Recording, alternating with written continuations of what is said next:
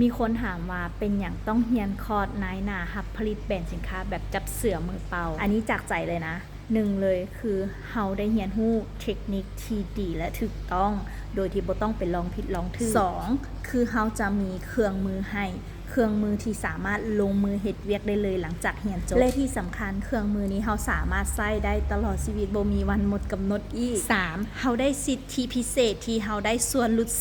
40% ถ้าเฮาได้เรียนแล้วเฮาสั่งซื้อสินค้าตัวเชดฮับผลิตแบบนี้เพื่อที่จะไปทดลองหรือเฮาจะเอาไปขายก็ได้เฮ็ดตลาดได้ตามสบายเลยได้กำไรหลาย4คือเจ้าสามารถขยายฐานลูกค้าหรือขยายธุรกิจของเจ้าได้ตามที่เจ้าต้องการปรารถนาเลยขยายหลายรายได้รายรับของเจ้าก็หลายเจ้าเปรียบเสมือนเป็นเจ้าของระบบหรือเจ้าของ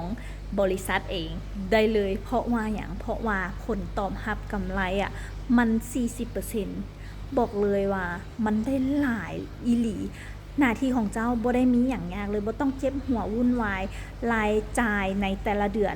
บ่ต้องมีฟิกคอร์สบ่ต้องมีการเจ็บหัวยุ่งยากจะมีหน้าที่แค่เรียนรู้แล้วเอาไปลงมือเฮ็ดบอกต่อประชาสัมพันธ์แค่นั้นเนาะแล้วทางหลังบ้านเนาะเขาจะมีแอดมินคอยซัพพอร์ตให้นี่แหละคือระบบหรือว่าเครื่องมือที่เจ้า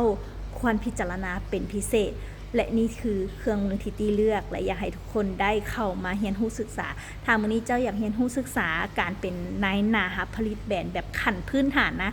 กดลิงก์หน้าโปรไฟล์เพื่อรับสิทธิพิเศษ